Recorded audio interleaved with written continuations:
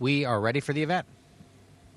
Houston ACR, this is Mission Control. Houston, please call station for a voice check. Mission Control. Houston, please call station for a voice check. Station, this is Houston ACR. How do you hear me? Station, this is Houston ACR. How do you hear me?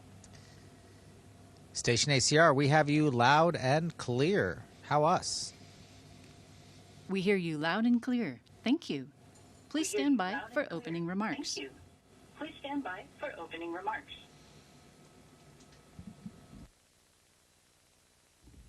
Hey everyone, welcome. This event is hosted by the University of Missouri Pre-Employment Transition Services Program, supporting students as they prepare for careers and independent living. We're excited to kick things off with you today. Let's jump into our first question. Hi, my name is Casey, and my question is, what is the temperature span in space? And are there any seasons?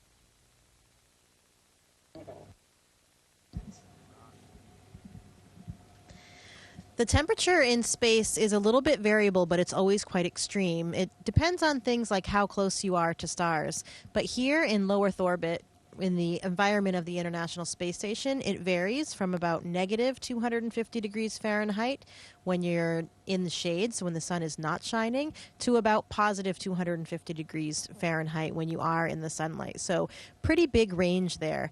We don't have seasons in space because the seasons that you're familiar with on Earth, those are actually caused by the tilt of the Earth. And that tilt is about just over 23 degrees. And the tilt changes which hemisphere, if you live in the northern hemisphere or the southern hemisphere, whether or not that is facing and getting more light from our sun. So that's what determines the seasons. So here we spin around our planet every 90 minutes, no seasons, but a big variety of temperatures.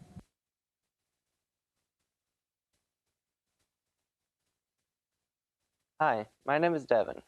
My question is, I would love to work at NASA someday. In your opinion, what would be the best entry-level job at NASA to get my foot in the door?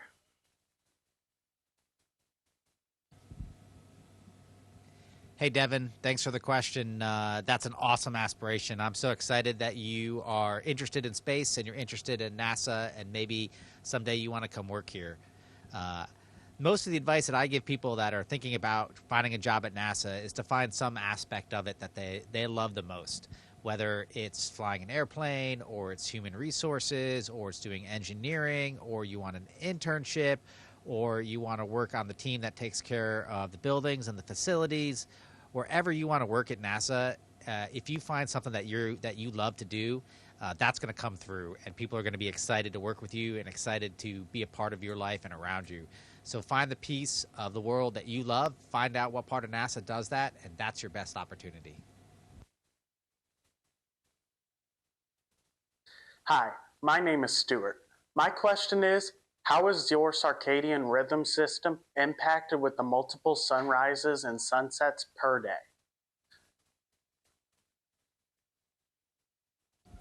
That's a really interesting question, especially for me as a physiologist, and that's my background. And here in the orbit of space, of the low Earth orbit of the International Space Station, like we were just talking about, we're going around the planet every 90 minutes. So this means we actually have 16 sunrises and sunsets per day, which might make your normal 24-hour circadian rhythm kind of 12 on and 12 off of our typical light cycles. It really could kind of make things haywire for us. Most people don't really have a very big disruption of their circadian rhythms, though. You know, we don't have a lot of windows in our daily activities. We have the cupola where we can look out of the window, and we have a few other windows around. So we're actually not really that subject to the shifting light and day throughout the workday. And we have something on the space station that can help shift our circadian rhythms. We have these lights like you see shining on us here in the airlock. We can set those at different intensities to sort of mimic those normal circadian rhythm patterns that we have on Earth to help our systems and make sure that we can still fall asleep when it's nighttime. But actually, most people don't really have that big problems with circadian rhythms. It could have some effect on some of the other things we see physiologically, like disruptions to our immune system, however. Hi, I am Emmy, and my question is, if you had an empty jar and you opened it up out in space, what would it do? Would there be any effects to the jar, or would it be the same? Hi, Jimmy. That's a really cool question. I guess it kind of depends on what's in the jar to begin with, and what the jar is made of. In the vacuum of space, if there's air inside the jar before you opened it, all that air pressure inside the jar would be pushing on the sides of the jar and the lid, trying to get out and equalize the pressure against the vacuum of space. So if the jar was strong enough, it would just float there and it would contain the air. But if the jar wasn't strong enough, maybe it could fail and all the air could escape outside. And if it was strong enough and you just started to loosen up the lid, that air would want to escape. And that pressure differential would push on that lid, probably making it a little bit hard to open. But eventually it'd open enough that it would just come shooting off and all that air inside would run out. So if there was no air in the jar to begin with, it would just be the same. It'd be easy to open the jar and nothing would really happen and the jar would kind of float around. So I guess it kind of depends on where you filled that jar up at the very beginning. Hi, my name is Isabella. My question is, can you see storms, cities, or landmarks from the International Space Station? We absolutely can. We have such an incredible view from those windows that I was speaking about earlier, and we can see storms. I love seeing lightning storms from up here because you see a totally different vantage point. You're looking down on those thunder clouds, and you see these really big, bright flashes, and you see how big of an area these thunderstorms can cover. At nighttime, when you go over to the cupola and look out, you can distinctly see all of the cities, especially the big cities, because of all of the lights. We like to do a lot of photography through those windows, whether it's day or night. You can see all the differences in the mountains and the snow cover and the forest area. The perspective up here is really breathtaking because you have this perspective that's shifted so far away from the views that we normally have on Earth, and it is absolutely stunning.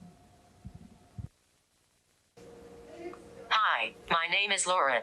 My question is, what is your job down here on Earth?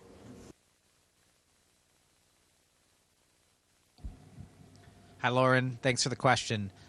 Whether we're up in space or down on Earth, we're both astronauts. And so we work in that. We train to come in space when we're on Earth, and we work up in space when we're up here. And that job is pretty diverse. We do everything from fly T-38s to train on the space station systems, to learn how to do medical procedures and other sorts of science experiments that we have to do while we're up here. We also develop new vehicles for the future of space travel. So there's all sorts of interesting things that we get involved with. And one of the neat things is it doesn't really matter what your background is. Whether you come to NASA as an engineer, a scientist, or a pilot, you can get into all of these types of things as an astronaut and kind of learn across the breadth of all the activities that humanity needs to explore while we're in space. Hi, my name is Sean, and my question is, what made you want to be an astronaut? I wish I had a great story of one event or something in my life in particular that caused that spark, but my mom tells me when I was 5 years old, I first started saying I wanted to be an astronaut, and I just never stopped saying it. I think maybe because I had this innate curiosity about the world around me, especially nature. I became a biologist, and I grew up in a small town in Maine with lots of trees. My mother was from Sweden, and she really encouraged us to be out in nature and explore, and I had an incredible view of the stars. So something about all of those things combined, I think, must have ignited that passion, and I never said anything else since. Hello, International Space Station. My name is Caleb. My question is, what does a typical day aboard the International Space Station look like? And how does it compare to the training you performed on Earth?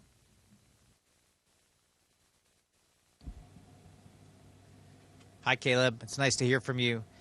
Our typical day on the International Space Station starts at 7:30 in the morning and ends at around 7:30 in the evening. We start and end our day with a planning conference with the ground control teams because you can't do anything on the space station without the tens of thousands of people that support us around the world, both in developing the science experiments that we do and keeping the systems operational here on the space station.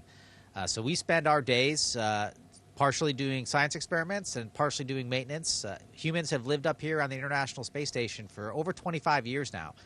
So we've got a lot of equipment that we need to keep updated and maintained, and there's no plumbers or electricians on call. It's got to be us that does all the work in concert with all the large ground teams that are supporting us from the various control centers around the world.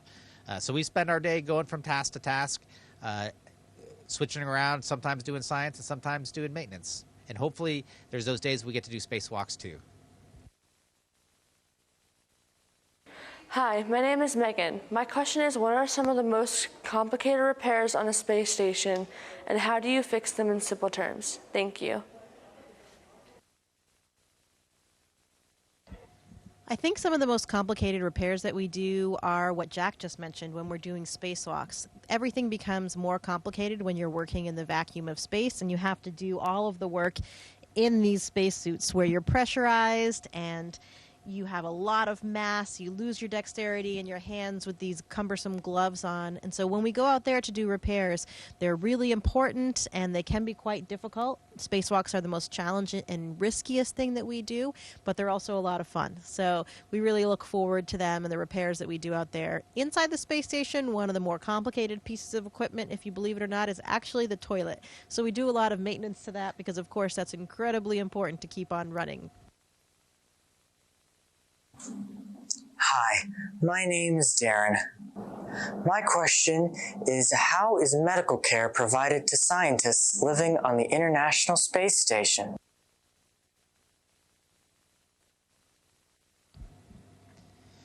Hi, Darren. We provide medical care to each other, really. We have sometimes we have a medical doctor on the crew, but often we don't. We just have people with various types of medical experience in their background. And we also have quite a bit of medical training that we receive while we're training to come up and be a part of an expedition to the International Space Station. We're also supported by incredible teams of doctors and nurses and medical technicians on the ground that can write procedures for us and tell us which medicines we need to give and how we need to give it, or what type of procedure that we need to do. We actually do quite a bit of research on humans while we're up here, from ultrasounds to blood draws, to kind of figure out how the human body operates in microgravity, because there's still pieces of it that we don't fully understand. So between all that medical training and expertise, we feel like we're pretty well taken care of while we're up here. Hi, my name is Nico. My question is, what type of mathematics do you use when working on the International Space Station?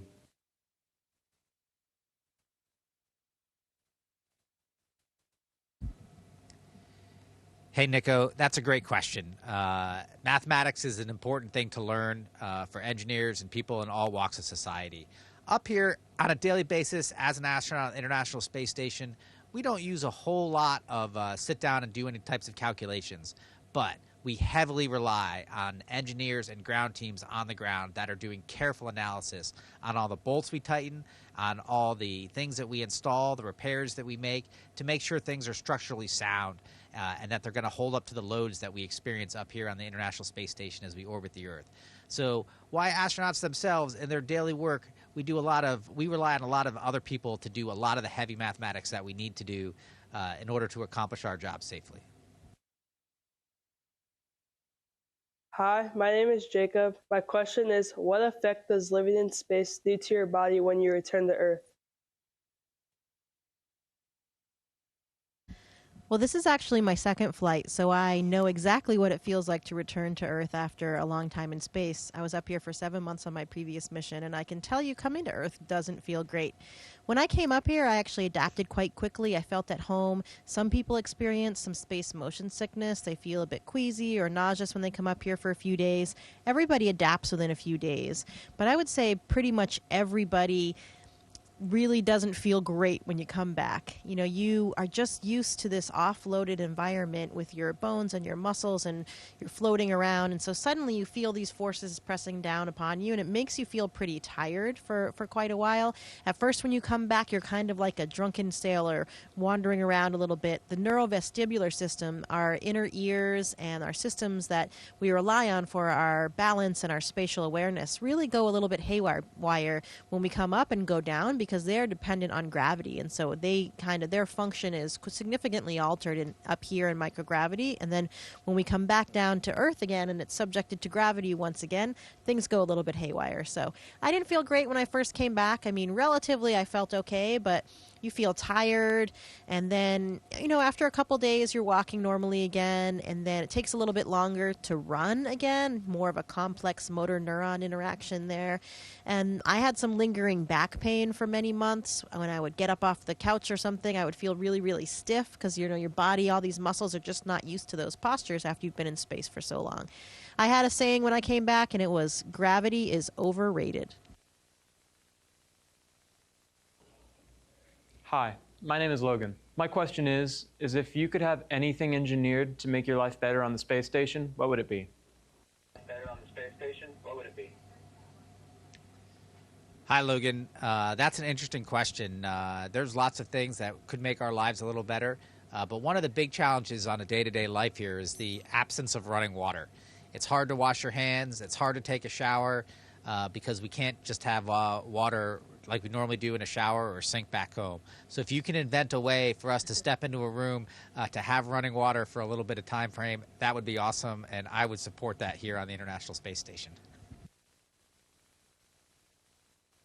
Hi, my name is Braden, and my question is that I want to be a welder. How does welding work in space? Here in space, there's actually an interesting phenomenon called cold welding, and in the vacuum of space, clean metal surfaces will actually instantly bond together even without heat. So this is something that, of course, doesn't happen on Earth, and it actually caused a problem with some of the early satellites. When we were developing and sending up our first satellites, engineers hadn't really predicted this, and of course it could cause a problem with different components of satellites. Welding, the actual process of welding, has only been done about 3 times in space, once in the late 60s by Soviet cosmonauts, in the 70s on an American space station, and then only 1 time in the open environment of space, in the vacuum of space, and that was in 1984 by some Russian cosmonauts again. We haven't done any welding since then. So it would be really interesting if you have any ideas of experiments that we can conduct, because we have done some experiments up here on the space station to look at materials and some relevant properties, but we haven't actually done any actual welding here on the space station. Hi, my name is Chris, and my question is, after International Space Station is decommissioned, what is our next plan to expand our space exploration?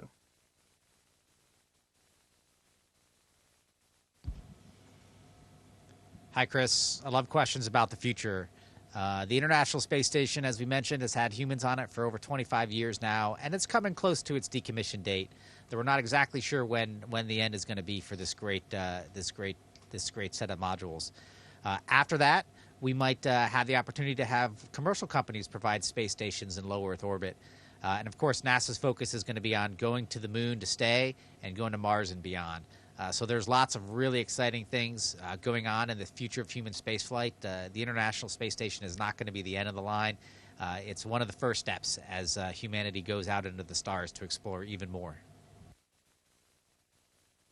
My name is Alex. My question is, what is the hardest part about working without gravity? I think one of the hardest things, but also one of the most enjoyable things, is the fact that everything just floats like this. So sometimes that's a lot of fun because I can just hold the microphone like this, or I can, pass an M&M to Jack from across the module. But it also does make things more difficult because it's very different for our brains in those first few weeks to learn how to operate effectively. In gravity, you're always on Earth with gravity. You're used to just putting something down on the table. You're used to navigating around because everything is relative to down. Right and left is relative to down because of the force of gravity.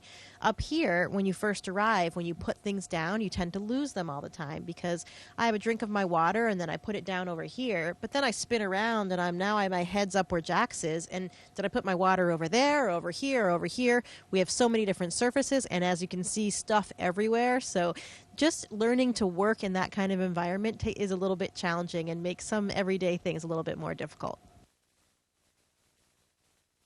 Hi, my name is Ben. My question is, are animals allowed on the International Space Station?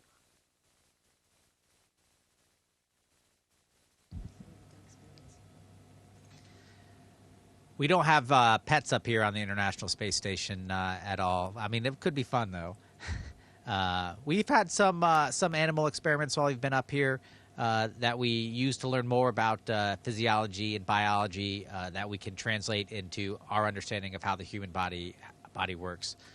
But someday humanity is going to live up here permanently in a way that we can have our normal things on life, like our favorite cats and dogs and other pets. Thank you to our astronauts on the International Space Station for sharing your time, stories, and insights today. This has been an unforgettable experience, and we hope it's inspired everyone to think differently about what's possible and how STEM can shape our futures. On behalf of the University of Missouri Pre-Employment Transition Services Program, thank you to all the students, teachers, families, and community members who joined us for the downlink.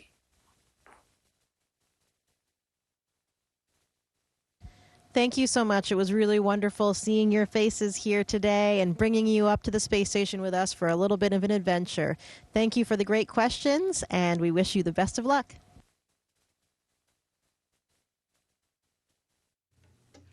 Station, this is Houston ACR.